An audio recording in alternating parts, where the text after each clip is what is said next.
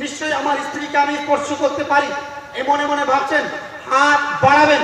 এই অবস্থায় আমার গায়ের থেকে আওয়াজ আসছে, মা ইয়া আদম, এ আদম দাঁড়াও, এখনো তুমি সে মহিলাকে স্পর্শ করতে পারো না? আদম ইয়া রাসূলুল্লাহ, ইয়া আল্লাহ, কেন? এর পূর্বে আপনি মানা করেছিলেন, বারণ করেছিলেন, আমি তো বুঝে গেছিলাম তিনি হলেন এক পর মহিলা, আমার জন্য যাই ছিল না, কিন্তু সে তো এখন আমার স্ত্রী, সে তো আমার অর্ধাঙ্গিনী, এখন আমি তাকে কেন স্পর্শ করতে পারবো না? সেই সময় আল্লাহ তাবারক ওয়া তাআলা আওয়াজ দিলেন, বলে দিলেন, এ আদম শুনো, যদিও সে তোমার স্ত্রী, কিন্তু এখনো তুমি তাকে মহারানা আদায় করে দাওনি, এখনো তুমি তাকে মহারানা আদায় করোনি। যতক্ষণ পর্যন্ত তুমি মহারানা না আদায় করে দেবে, তোমার জন্য মা হওয়া যায় না। এবার হযরত আদম আবার প্রশ্ন করলেন, হে আল্লাহ, এই জান্নাতের মধ্যে আমার কাছে না টাকা রয়েছে, না আমার কাছে পয়সা রয়েছে, না আমার কাছে ধান রয়েছে, না আমার কাছে গম রয়েছে, না আমার কাছে কোনো ধন দৌলত রয়েছে, আমি কি দিয়ে মহারানা আদায় করব? সেই সময় হযরত আদম আলাইহিস সালাতু তাসলিম যখন প্রশ্ন করলেন, আল্লাহ তাবারক ওয়া তাআলা উত্তর দিচ্ছেন, শুনুন। আল্লাহ বলেন, হে আদম, তুমি আমার প্রিয় নবী মুহাম্মদুর রাসূলুল্লাহ সাল্লাল্লাহু আলাইহি ওয়াসাল্লামের প্রতি তুমি 11 বার দরুদ শরীফ পাঠ করে তোমার মহারানা।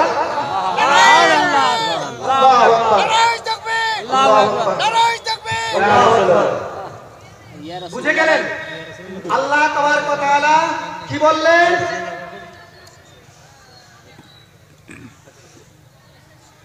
আল্লাহ তাবারক ওয়া তাআলা কি বলেন?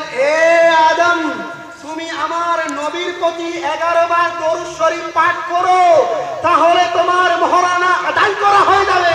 তাহলে বুঝা গেল, যখন হযরত আদমের সৃষ্টি হয়নি, তখন আমার নবীর সৃষ্টি। নারে তাকবীর, নারে রিসালাত। আর একটা পয়েন্ট আর এখানে দিয়ে দিই, একটু নবীর সৃষ্টি কখন? যখন আদমের সৃষ্টি হয়নি। এবার এখানে আরেকটা পয়েন্ট মনে রাখবেন, কিছু কিছু মানুষ বলে দরুদ পড়া যাবে না। কি বলে? দরুদ পড়া যাবে না। তাহলে বলুন, আর যদি দরুদ না হতো, তাহলে কি মা হাওয়ার সঙ্গে বাবা আদমের মিলন হতো? ইয়া রাসূলুল্লাহ, নারে তাকবীর, নারে রিসালাত। একটু উঠে যান, একটু উঠে যান, ভেঙে আসেন। নারে তাকবীর, নারে রিসালাত। জায়গা পড়ে আছে, আপনারা পিছনে রাস্তা ব্লক না করে সামনে চলে আসুন, আপনাদের শুনতেও সুবিধা হবে, বসতেও ভালো লাগবে। আপনারা সামনে চলে আসুন। আর আমার ভাইদেরকে বলবো, সামনে অনেক জায়গা খালি রয়েছে, বসার জন্য সুন্দর সুব্যবস্থা করা হয়েছে। আপনারা দাঁড়িয়ে না থেকে, পাকে তকলিফ না দিয়ে সামনে এসে বসে পড়ুন, আরামের সহিত খুব সুন্দরভাবে শুনবেন। দেখুন, মজলিসের আদব হলো, যেখানে সবাই বসে থাকবে সেখানে দাঁড়িয়ে থাকাটা হলো মজলিসের বেয়াদবি। তো আপনারা এখানে জালসা এসে কেউ বেয়াদবি করবেন না, কারণ বলা হয়েছে বেআদব বেনসিব বা আদব বা নসিব। যার মধ্যে আদব হবে সে নসিবওয়ালা হবে, আর যার মধ্যে আদব হবে না সে কোনোদিন নসিবওয়ালা হতে পারে না। তো আপনারা যারা ওখানে দাঁড়িয়ে আছে, দাঁড়িয়ে না থেকে সামনে চলে আসুন, জায়গা পড়ে আছে, আপনারা বসে পড়ুন। তো আমি বলছিলাম, যদি দরুদ না হতো, তাহলে আজ এই পৃথিবীর মধ্যে মানুষ বলে কোনো জিনিস হতো না। তাহলে যে দরুদে ইনকার করে তাকে মানুষ বলা যাবে না, সে অরিজিনালে মানুষ নয়। যে দরুদের ইনকার করবে সে অরিজিনালে মানুষ নয়, যে দরুদ পড়বে। দেখুন ব্রাদার ইসলাম, দরুদের অনেক ফজিলত রয়েছে, এখন আমি বলবো, বলে শেষ করতে পারবো না। এক বুখারী শরীফ, মুসলিম শরীফ, সিয়াসিত্তা থেকে এতগুলো হাদিস রয়েছে দরুদের উপরে, যে এক রাত্রিতে বলে কোনোদিন শেষ করা যাবে না। আর আপনাদের দ্বিতীয় বক্তা, মেন বক্তা উপস্থিত হয়ে গেছে, আমি বেশি সময় নিব না, কিছুক্ষণের মধ্যে আমি বক্তব্য সমাপ্ত ঘটাবো। শুধু আমি মেন পয়েন্ট কয়েকটি বলে দিই। নবী পাক সাল্লাল্লাহু আলাইহি ওয়াসাল্লামের প্রতি দরুদ পড়াটা হলো হযরত আদমের সুন্নত, আর এই দরুদটা হলো আমাদের মানুষের জন্য মেন। দরুদ যদি না হতো, তাহলে আজ এই পৃথিবীর মধ্যে মানুষ হতো না। এর পূর্বে আমি একটি ছন্দ পড়েছিলাম, ওয়াসলে মৌলা চাহতে হো তো ওসিলা ঢুঁढ লো, বেওসিলা কবি খোদা মিলতা नहीं। যখন আল্লাহ তাবারক ওয়া তাআলা হযরত মা হাওয়াকে এবং বাবা আদমকে জান্নাতে রেখেছিলেন, জান্নাতে রাখার পরে সেখানে বলেছিলেন, এ আদম, তুমি ওই গাছের ফলকে খাবে না, এক গাছের কাছে যাবে না। ওই গাছের কাছে যেতে মানা করেছিলেন, ফল খেতে মানা করেছিলেন, কিন্তু হযরত আদম আলাইহিস সালাম সেই গাছের কাছে গিয়ে ফল খেয়ে নিয়েছিলেন। খাওয়ার ফলে আল্লাহ তাবারক ওয়া তাআলা হযরত আদম আলাইহিস সালাতু তাসলিমকে এবং মা হাওয়াকে জান্নাত থেকে পৃথিবীর মধ্যে পাঠিয়ে দিয়েছিলেন। যখন পাঠিয়ে দেন বাবা আদমকে শ্রীলঙ্কার এক পাহাড়ি দ্বীপের মধ্যে সরন দ্বীপের মধ্যে পাঠিয়ে দিয়েছিলেন। মা হাওয়াকে আরব দেশের মধ্যে পাঠিয়ে দিয়েছিলেন। যখন দুইজনকে দুই জায়গায় পাঠিয়ে দিলেন, হযরত আদম আলাইহিস সালাতু তাসলিম আল্লাহর দরবারে দোয়া গো হলেন, দোয়া করতে আরম্ভ করলেন, এ পরওয়ারদিগারে আলম, দয়া করে মা হাওয়ার সঙ্গে আমার সাক্ষাৎ করে দাও। আল্লাহ তাবারক ওয়া তাআলা কাছে এইভাবে হযরত আদম আলাইহিস সালাতু তাসলিম একদিন নয়, দুই দিন নয়, 1 বছর নয়, 2 বছর নয়, 100 বছর নয়, 200 বছর নয়, প্রায় 300 বছর ধরে কান্না করেছিলেন।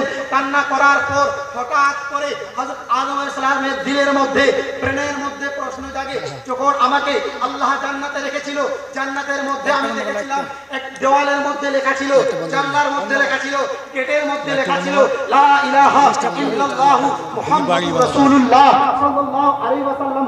এই সেন্টেন্সটি লেখা ছিল, এই বাক্যটি লেখা ছিল। তো আল্লাহর নামের সঙ্গে যে নামটি জড়িত ছিল মুহাম্মাদুর রাসূলুল্লাহ, এই মুহাম্মাদুর রাসূলুল্লাহ কে? নিশ্চয়ই তাহলে যখন আল্লাহ তাবারক ওয়া তাআলা নিজের নামের সঙ্গে জড়িত করে রেখেছেন, তাহলে আর কোনো সাধারণ কোনো ব্যক্তির নাম হবে না, সাধারণ কোনো জিনিসের নাম হবে না, নিশ্চয়ই এ কোনো আল্লাহ তাবারক ওয়া তাআলার প্রিয় বন্ধু, প্রিয় হাবিব, প্রিয় রাসূলের নাম হবে। অতএব দেখি আজ আমি সে দোয়া দিয়ে, সে নামের ওসিলা দিয়ে, বেওসিলাতে মুহাম্মাদিন সাল্লাল্লাহু আলাইহি ওয়াসাল্লাম দিয়ে যখন দোয়া করলেন, আল্লাহ তাবারক ওয়া তাআলা সঙ্গে সঙ্গে সে দোয়াকে কবুল করে নেবেন। সুবহানাল্লাহ। তাহলে বোঝা গেল যে আজ যদি আল্লাহ তাবারক ওয়া তাআলা আমার হযরত আদমের সঙ্গে মা হাওয়ার পৃথিবীর মধ্যে সাক্ষাৎ করিয়েছে, সেটা হলো নবী পাক সাল্লাল্লাহু আলাইহি ওয়াসাল্লামের নামের ওসিলা। তাহলে আজ কেউ যদি বলে নবী আমাদের মতো, তাহলে তাকে কি মানুষ বলা যাবে? কখনো বলা যাবে না। নবী আমাদের মতো কখনো হতে পারে না। নবী পাক সাল্লাল্লাহু আলাইহি ওয়াসাল্লাম যদি বাহ্যিক রূপে আমাদের মতো সকল সূরাতে ছিল, কিন্তু আল্লাহ তাবারক ওয়া তাআলা নবীকে আমাদের মতো করে দুনিয়ার মধ্যে পাঠাননি। যদি নবীকে আমাদের মতো করে পাঠাতেন, তাহলে নবীর ফেলাকে আল্লাহ তাবারক ওয়া তাআলা ওয়ামা রামাইতা ইয রামাইতা ওয়ালাকিন্নাল্লাহ রামা বলে ঘোষণা করতেন না। ব্রাদার ইসলাম, তাহলে বোঝা গেল নবী পাক সাল্লাল্লাহু আলাইহি ওয়াসাল্লাম আমাদের মতো মানুষ নয়। তো আল্লাহ তাবারক ওয়া তাআলা যখন নবীকে আমাদের চাইতে অতি উত্তম, এক কথায় সৃষ্টির সবচাইতে উৎকৃষ্ট সৃষ্টি, সর্ব উত্তম সৃষ্টি, তার নবী পাক সাল্লাল্লাহু আলাইহি ওয়াসাল্লামের চর্চা করা আমাদের জন্য অনিবার্য। যে নবীর যতই চর্চা করবে তার প্রতি অতই রহমত হবে, যে নবীর চর্চা করবে না তার ঈমানের মধ্যে অতই কমজোরি হবে। সামিঈনে কেরাম, বলার অনেক কিছু ছিল। আমি তো ভেবেছিলাম আজ আপনাদের সম্মুখে জুলুস সম্বন্ধে এবং যে আমরা জুলুস বের করি সেটা ইসলামের মধ্যে কতটা বৈধতা এবং তার কতটা গুরুত্ব, সে বিষয়ে আমি আপনাদেরকে বলতাম। এবং নবী পাক সাল্লাল্লাহু আলাইহি ওয়াসাল্লামের যে আমরা আগমন দিবসকে মানাই, সেটা শরীয়ত অনুযায়ী কতটা যায় এবং কতটা গুরুত্বপূর্ণ, সে বিষয়ে আপনাদেরকে আমি বলতাম। কিন্তু সময় ব্যতীত, কারণ হুজুর উপস্থিত হয়ে গেছেন, ওনার সামনে আমার বলাটা বেয়াদবি হবে ওনাকে বসিয়ে রেখে। যাই হোক, আমি এখান থেকে আজ আমার বক্তব্য সমাপ্ত ঘটাচ্ছি।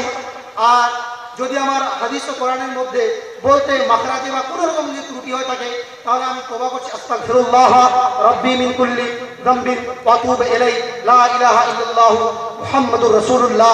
হায়াত বাকি তো মুলাকাত বাকি। আসসালামু আলাইকুম।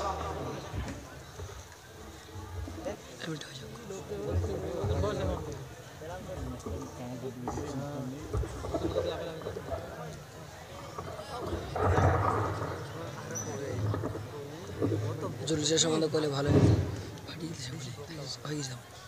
ব্রাদার ইসলাম, আসসালামু আলাইকুম ওয়া রাহমাতুল্লাহি ওয়া বারাকাতুহু।